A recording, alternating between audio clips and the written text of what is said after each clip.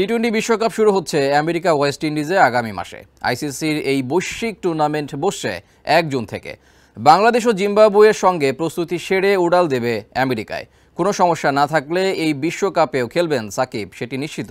তাই এবারের বিশ্বকাপ সাকিব খেললে নতুন এক কীর্তি গড়তে যাচ্ছেন। 47 উইকেট নিয়ে একমাত্র সাকিব আল হাসানই বাংলাদেশের সর্বোচ্চ উইকেট শিকারী। শুধু বাংলাদেশি নন, সাকিব টি-20 বিশ্বকাপেরই সর্বোচ্চ উইকেট শিকারী।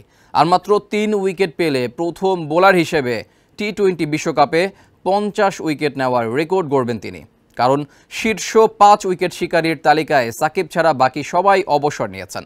বিশ্বকাপে খেলবেন এমন ক্রিকেটারের মধ্যে সাকিবের পর আছেন দ্বিতীয় সর্বোচ্চ উইকেট শিকারী তালিকায় ওয়াইনন্দু হাসারাঙ্গা। তার উইকেট সংখ্যা 31টি।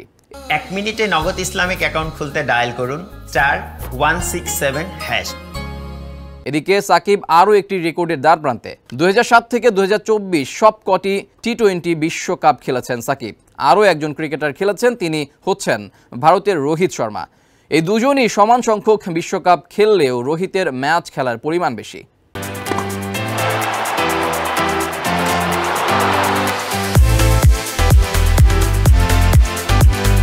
খেলাধুলার আরও খবর জানতে চোখ রাখুন কালবেলার ফেসবুক পেজ এবং ইউটিউব চ্যানেলে।